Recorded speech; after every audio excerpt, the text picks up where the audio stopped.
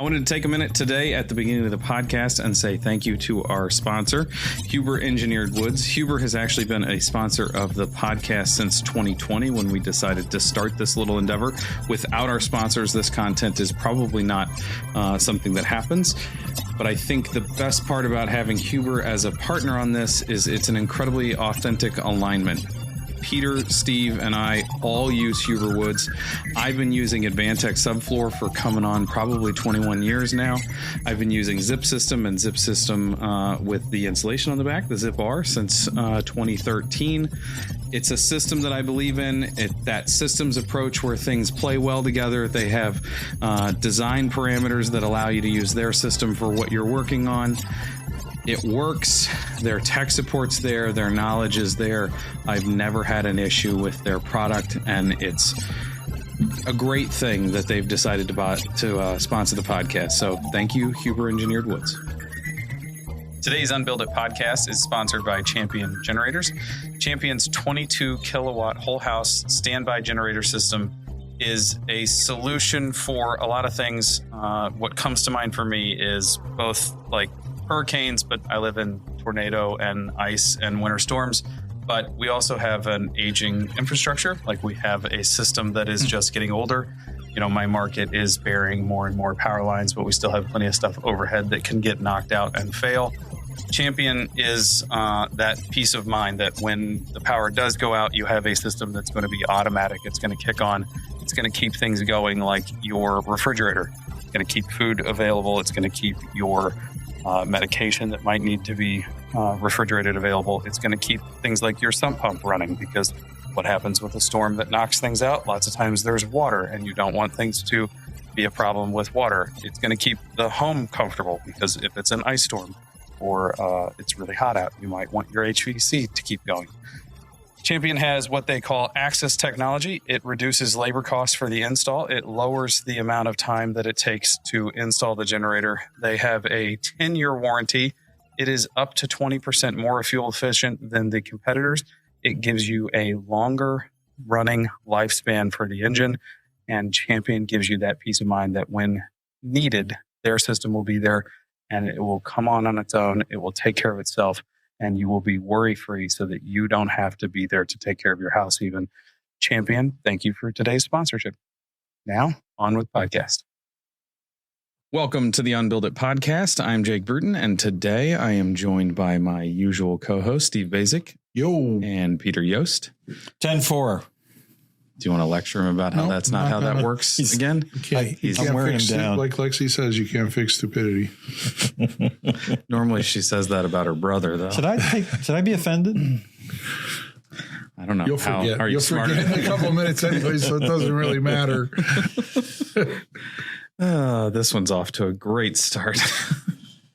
So we have two topics today, and both of these topics are actual listener questions. I think I want to start with, we're going to start with a question from Colin. And thank you for your questions. We say this quite often, but the questions drive really great topics for us to just turn into a full episode most of the time. So it's great that you guys send in questions. Your questions are great. Questions at unbuilditpodcast.com if you want to send in a question. And just so you know, Peter does answer darn near every question quite quickly. So you do actually get a response, even though sometimes it takes upwards of 6 months for us to answer it on the podcast. Catch up, yeah. This one comes from Colin. I'm building a home for a client this year, and we're going back and forth on how to do the roof assembly. Jake mentions in episode 36, so that's quite the callback, that we would vent a cathedral ceiling. How would you vent a 9 and 12 cathedral ceiling in climate zone 6? Thanks for the information. P.S. Dang it. I wish I wouldn't have started with P.S. there. P.S. Hopefully the dry Steve Basic jokes never go away. Man, it's relentless. I had the option to not read that part, but I wasn't reading far enough ahead. My army is growing. Okay, so what is a cathedral ceiling for starters? It's the upper part of a church. Next to the parsonage. I probably have the strongest religious background here, and I've never thought of like a cathedral ceiling. Oh, comes from a cathedral. Don't you think that's where the name comes from? Scary. That is scary. Okay. So that is the shape, right? It's a vaulted ceiling in our market. That's the way I've always heard it. So most of the time in our market, it's going to end up being a scissor. It's not actually a direct vault just because of insulation requirements, so that the inside vault is at a different perspective or different angle than what the outside vault is. But that doesn't necessarily matter for the argument of whether or not we can vent it or we can't. And for the record, I call them volume ceilings. I never call it cathedral. Yeah, because you have a degree in architecture. Or whatever. Well, it's like cathedral is it? I don't know what clients are talking about when they say cathedral, because I'm not sure they understand. But when you say volume, they go, oh, volume means, yes, we're going to press up into the attic somehow. But would an exacting definition be that the roof structure, the insulation, and all the control layers are up at the roof structure? Is that a definition of a cathedral ceiling? No, because you could do a scissor truss and have that stuff somewhat below, because a scissor truss has the top chord and the bottom chord. Like, to me, when people talk about cathedralized ceilings, I'm thinking it's a 2x10, 2x12 roof. Shingles or roofing is on the outside. On the underside of the 2x10 is the drywall, insulation somewhere in between. Maybe it's that the finished part of the assembly is not horizontal. Well, that's why I call it volume ceiling, because it could be that you just punch up and it's a flat ceiling. It's just not at the plate height. It's 18 inches above. We've created some extended volume. That's true. So the types of volume ceiling are like fully cathedralized, scissor truss. So it still could be horizontal, could be a but something. Coffered ceiling. Yeah, interesting. All those are volume ceilings to me. So in his question, I'm assuming a vault, because he says cathedral. Yeah, it's probably tied directly to the roof rafters. And there's no attic. Not even a truncated attic? I think that's what we're assuming here. Everything's in the rafter cavity. Yeah. Okay, good. Got it. Boy, I didn't think it was going to be that hard, but that was helpful. Well, we are dealing with the old guy. So how would we go about venting that? So number one of the arguments that we always have with our insulator, that every job we have to remind them, the code says you only have to vent every third bay. Like, mathematically, you only have to vent every third bay. It's like 30%. That's why you don't have to do ridge vent. That's why you can get away with turtle vents. So proportionally, you could do vent chutes at the eave and every third one. Well, you can't do that when you're doing a cathedral. I haven't read the code on this in years. I never read the code book. You don't own a code book. I do own. I own a couple because they have to, but and I even buy the commentary. So wait, let me finish that thought though. That means you can't do that in cathedral because they're you can't because they're the not cavities connected. are isolated. Yeah, the cavities are isolated. So. Got it. But if like the upper third is clear across the whole roof system, then those like turtle vents are. So you're talking about a truncated attic? No, I'm just saying, yes. Okay. Or something like that. Yeah. Okay. Or a scissor truss or something. But like the upper third is all open air, where this bay and that bay and the subsequent bays all communicate. Yeah. So that's tricky because you have both isolated volumes for part of the assembly, and then they open up into they bleed into a pool of air. Yeah. Interesting. Yeah. Yep. Okay. So you're going to have vented cavity in every single one if you want everyone to dry. And that's the whole point, is having that airflow in every single one. You have to have the calculation for, we looked at the code yesterday for climate zone 6. I don't know what the current attic insulation is. I should have brought that up. I mean, for Cathedral eyes, I bet you it's probably like R49-ish. I thought it would be in the range of R49 for Cathedral. I'll see if ceiling. I can get there while we're talking. With some exception for, Well, the fact that it's a cavity is why it doesn't have to be R60. Mm-hmm. Like if you did a flat, I think it's R60, but a Cathedral eyes roof, they allow it. So the first question though is that when you were reading it, the first thing that came to mind is not how do I vent it? It's how much insulation do I want to pack into this assembly, right? Because one of the things about this assembly is how restricted it is. Mm-hmm. It's an R60, by the way. Even in climate zone Cathedral 6, not for attic insulation, Cathedral eyes. So there's usually a footnote. that table usually includes a footnote. I'll look. Sorry. Okay. I may have spoke too soon. It doesn't have a separate one for cathedral ceiling compared to a attic? You guys are going to get to hear us be quiet. Well, it's just ceiling R value. I'll sing along. In 2021. Old MacDonald had a farm. E-I-E-I-O. So There aren't that many cathedral ceilings on farms.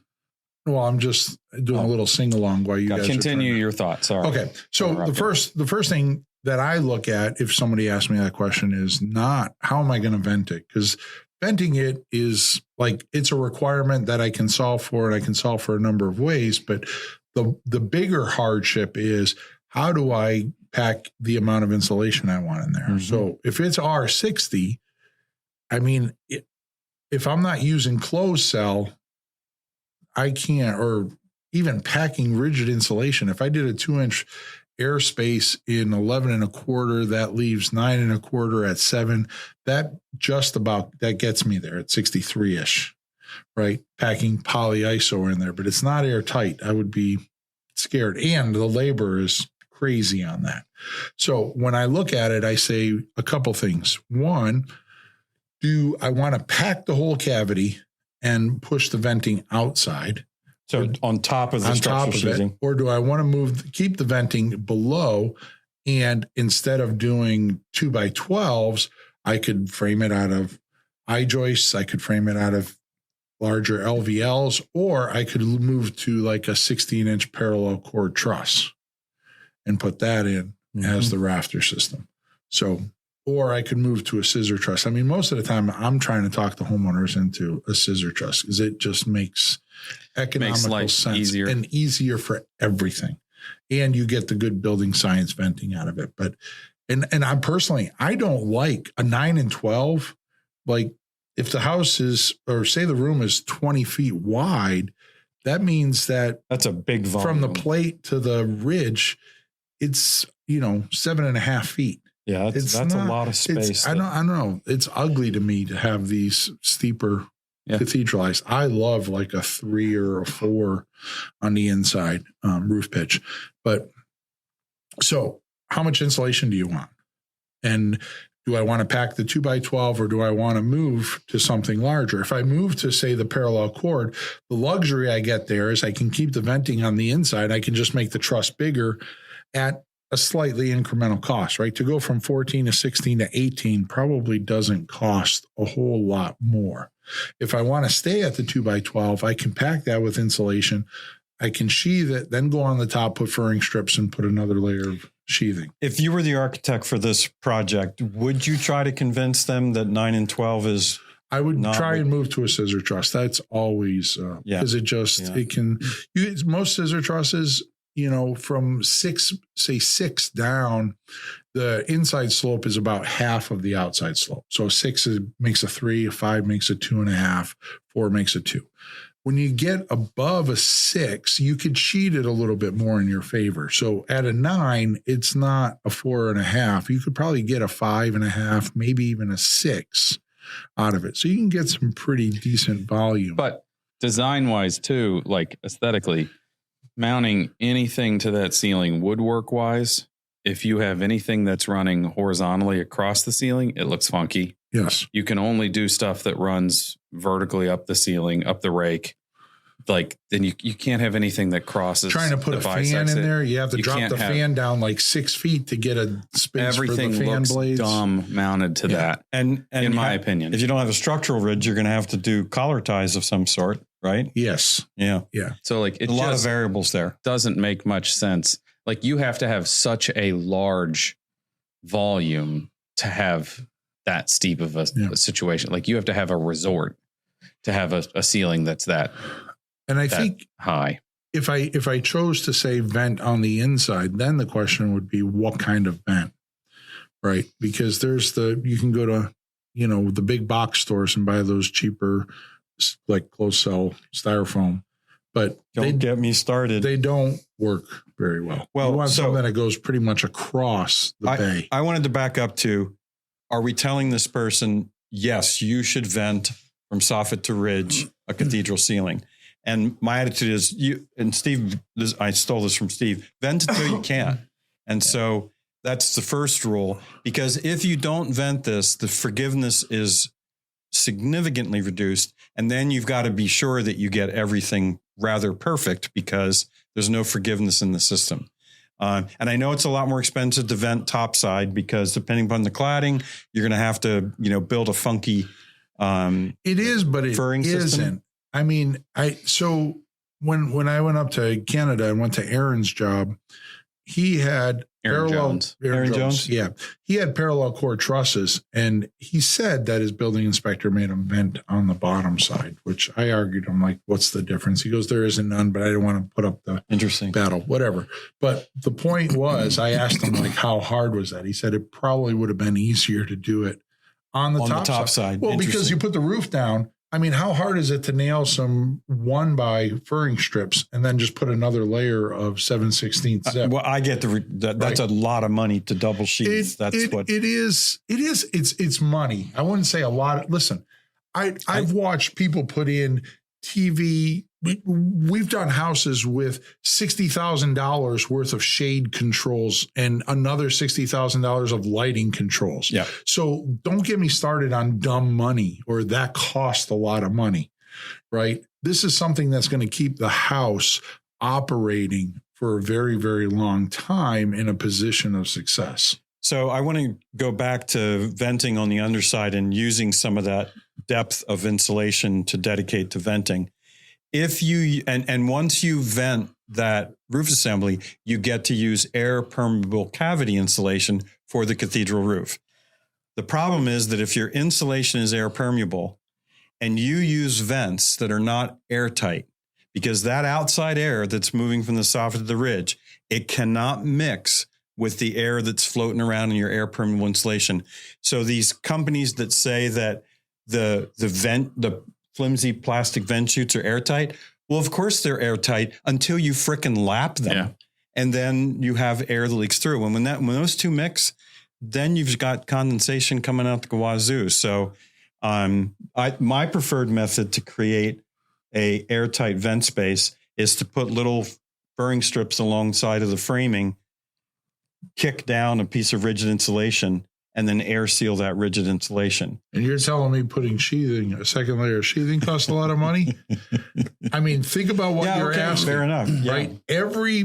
Every stick has to get cut. Every piece of foam has to get cut, fitted, and installed overhead from staging. That's not going to be cheap. I agree. Right? Walking across that roof and having your roofer put another layer of sheathing, something they do every day. And that would go fast. Yeah, and it would go faster.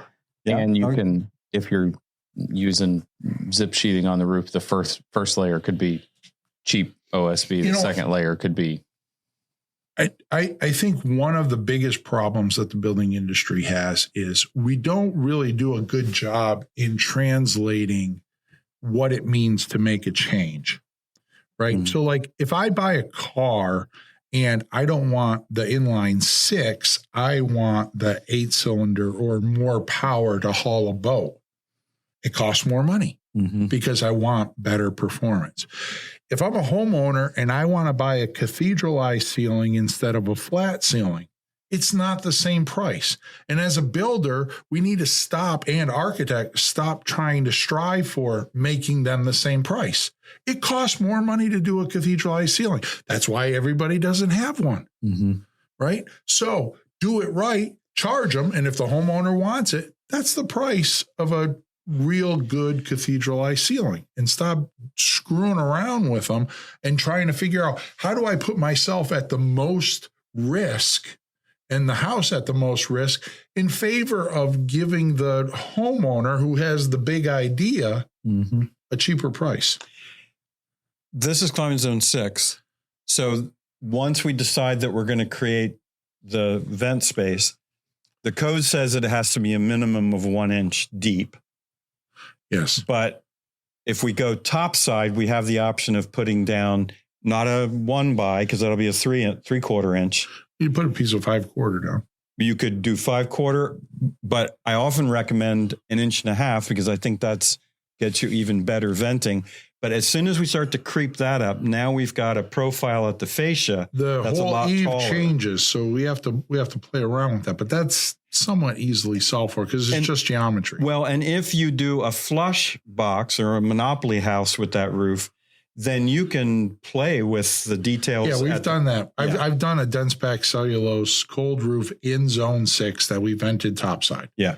Okay. I've done them before. But I think the whole trickiness of the fascia and aesthetic height of that kind of goes away if you get to build. The other thing that I would do ladder frame with zone 6 is I would recommend putting like a Myrex or something on the ceiling to slow down the amount of moisture that moves into the attic. Well, and so let's talk about can lights and stuff like that. One quick code point, which is when you do, let's see, does it apply if you're doing a vented?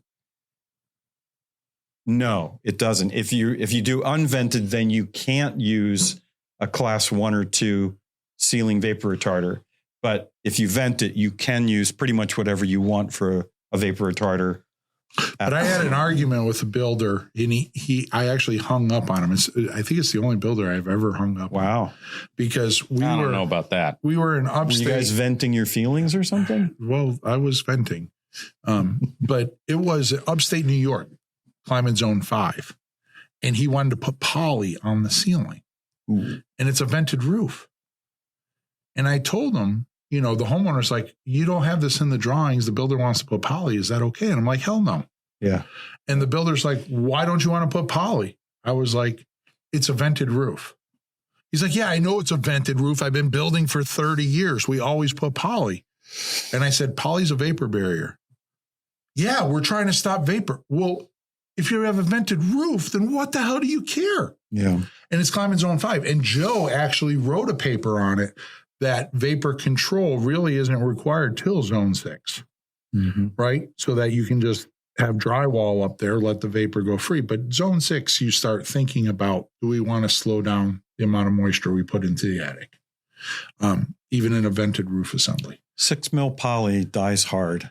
Yeah. So I sent him that, and he said, you just think you're so smart. You don't know what we do up here. I've been building for 30 years. And he started yelling at me and dropping F-bombs. And I said, listen, I didn't disrespect you in any way. I'm trying to educate you.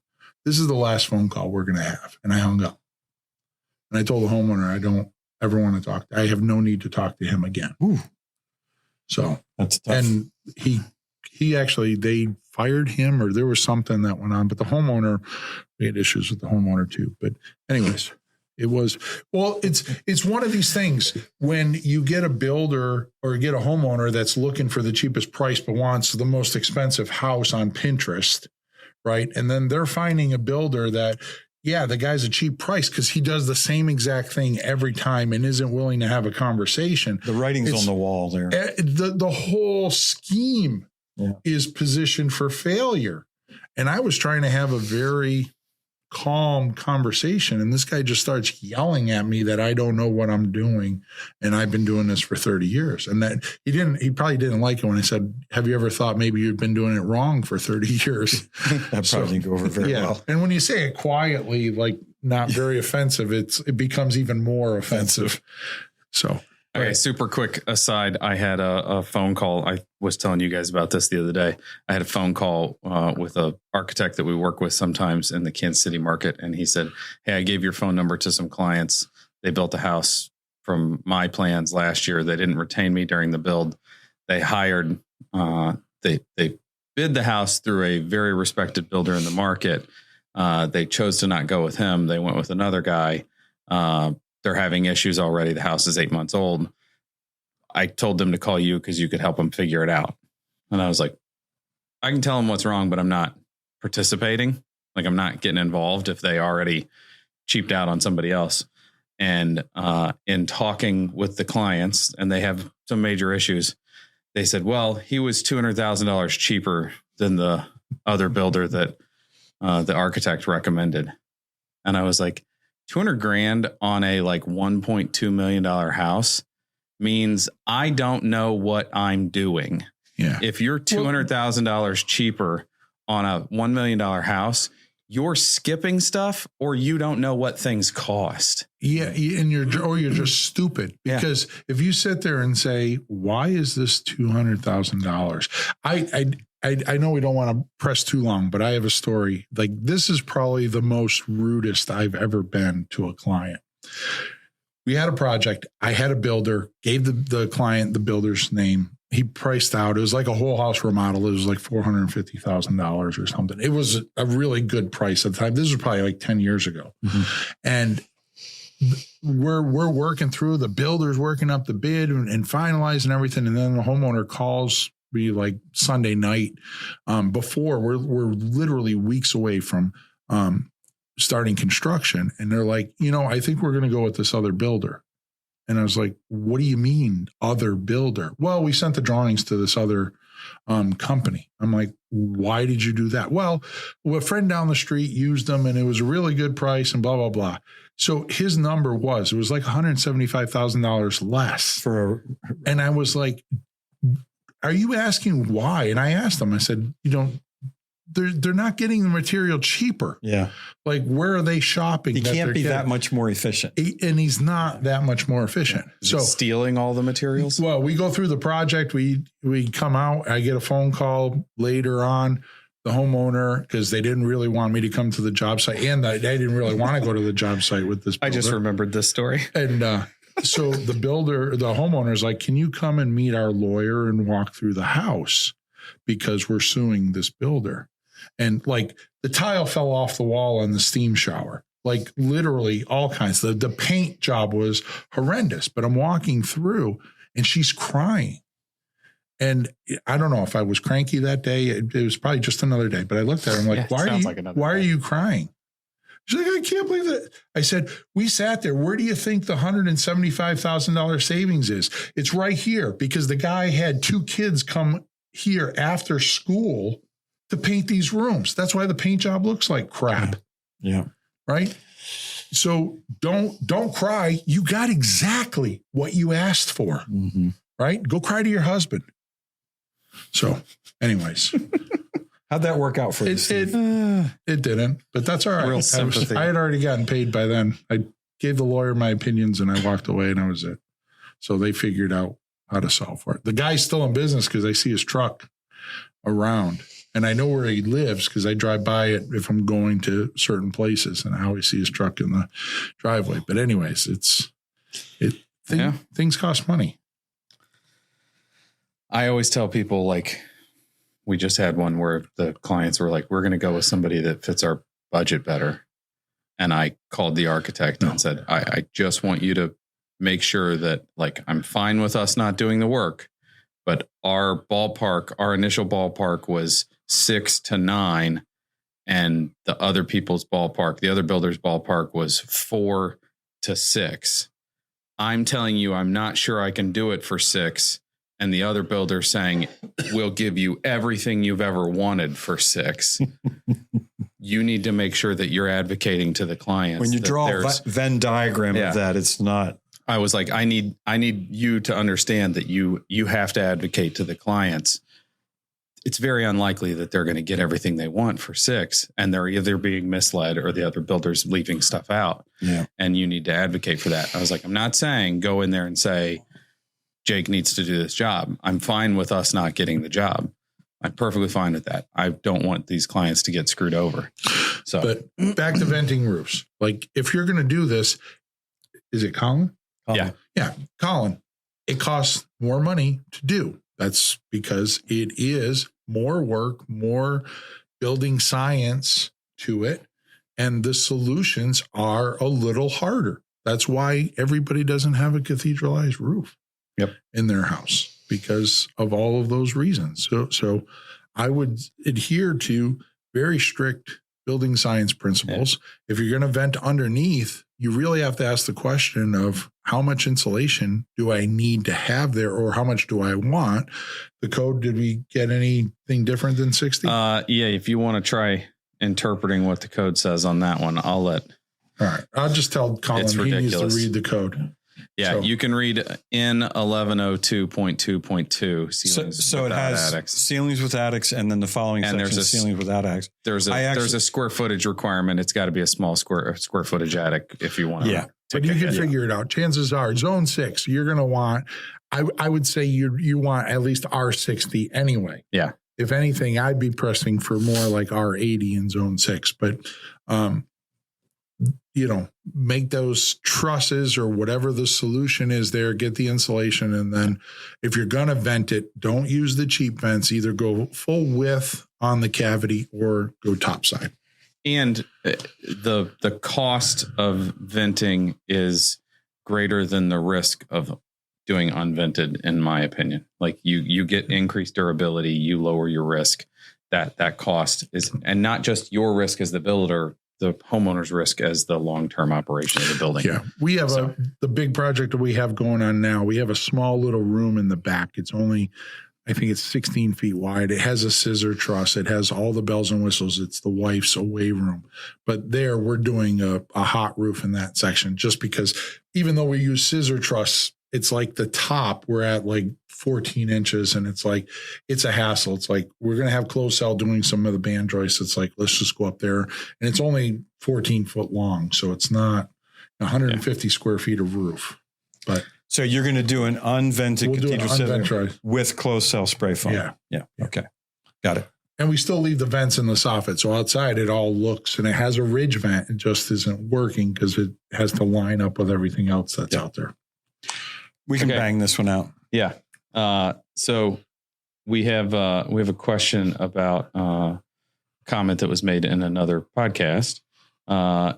In the podcast that we had the conversation about barn dominiums and post frame buildings, Steve mentioned that air permeable insulation requires sealing on 6 sides. Can you elaborate on this comment? Passive House Training said that air control layer could be anywhere in the assembly. Do you disagree? Working in a commercial building industry, I see that the air layer and variable being the weather resistant barrier, except at sills, where it moves inside to catch the water. So there's kind of 2 questions there. He's kind of saying like, well, the air control layer can be anywhere, but we have to be in contact with all 6 sides of the air permeable insulation. So why you made that comment, and it was kind of in passing, we kind of brushed past it. So why is it that air permeable insulation has to be captured on all 6 sides? Because we don't always do that. No, right. We kind of were just talking about it not being captured in attics in some cases. So why is it, Pete? So when you go to measure the R value of air permeable insulation, you do it in a box that has a heating element on the bottom that knows how many BTUs are going in. And then there's a top of the assembly, and you can judge the R value based upon how long it takes that heat to make its way through, or how much heat works its way through. That testing device, you cut the piece of, or you fill the box perfectly, so that there's continuous contact of all the material to all the sides. And then when you put the lid down, it's gasketed and you crank it down. It's an airtight box, because the only way to know the true R value, which is just the conductive resistance to conductive heat flow, is to not complicate it with convective air movement. So air permeable insulation, you will not get that R value unless you mimic those exact conditions. So when we say 6-sided containment, we're basically saying if we want to count that full R value for that, we have to assume that it's at least bound on all 6 sides. And when you say count that, if we want that performance. If we want that level of performance. Yeah. I had a conversation with... except in attics, of course. And the reason it works in attics is just because we're dumping so much in there. One of the reasons we're using it to capture itself. Right? Yeah, you're basically saying because it's so inexpensive to add beyond what I did for the walls in terms of R value, I do it because I can. And then in cold climates in particular, you'll get convective currents in that top layer of insulation that erodes the per inch. So it's R somewhat value. sacrificial. It is basically sacrificial. But it's cost effective enough, and we have enough space, and we can dump enough in there. But that's why wind washing at the eaves is so important to cut out. But you'll hear, we don't you'll want hear it to people challenge. say, "Oh, the code requires more insulation in the attic because heat rises." Well, heat doesn't rise; hot air rises, and so it's not because we necessarily get more heat loss through the top part of the box. So is not that I want to challenge that, but isn't there? For some reason, I remember when you do what at Building Science, it was like energy. What was the name of the program? Coda and everybody. Energy gauge? No, it wasn't gauge. The modeling program that they used, but it would break down. It wasn't moist, was it? No. But they used it on everything that like we would do, and Phil and Coda and all those guys. But when it printed out the report, it printed out where the heat loss was, like slab, foundation, above grade wall, band joist, like all of the inputs that you had to put in. And the attic was always slightly higher in heat loss than the other numbers. So the only thing that could change that would be is if you have warmer air accumulating at the ceiling, right? So it increased the delta T from the attic temperature to there. Which would drive a little more heat loss. It would. So, but Oak Ridge National Lab did studies of what happens when you have a big enough delta T between the ceiling on the top floor and the temperature in the attic. And the colder it gets, the more sort of invasive convective loops you get that basically draw that R value down, and you get erosion of the total. So does that mean the code hasn't quite caught up to Building Science there? Because what if I did a closed cathedralized roof system? The argument would be there is no sacrificial layer. So instead of doing R60, I should be able to get away with R40 and have it the same as a flat roof at R60. It's a really good question because, they don't. Yeah. And the rule that we use for climate zone 5 for zeroing in on 0 is 10, 20, 40, 60 in the roof. Yeah. So I had a conversation with, who did Achilles work for? Was it Owens Corning? Okay. I had a conversation with Achilles one time that he said, when you take your knife and you cut fiberglass around an outlet box and you do it poorly, and then you can stick your finger or your thumb in between the outlet box and the insulation and not touch the insulation, you've now compromised a 12-inch radius of the fiberglass. Not deleted it completely, but compromised it. Yeah. And that was like the first time where I was like, crap. Like we're just running you look at insulation right and left. Your gun. Infrared. Like it fans out radially. Yeah. Well, so when you do that and you don't have a blower door on, you get a big blue blob. And then when you turn the blower door on, from the blob, you get these fingers reaching out. Right. So it robs you in both ways, conductive heat loss and then convective heat loss. It's a shit show around that outlet. And the code requires that you capture it on all 6 sides. We didn't bother to look up the code language, right? It says it in the code, doesn't it? I believe it does. It's one of the requirements for air-permeable insulation. So there you go. You got it. Simple answer. So thank you for listening or watching today. If you have questions or comments of your own, questions at the questions at unbuilditpodcast.com. Do you have closing thoughts? You guys want to hear about the new fridge I got for my wife? A new refrigerator. Yeah, it had really cool features, but I consider it a pretty fair trade.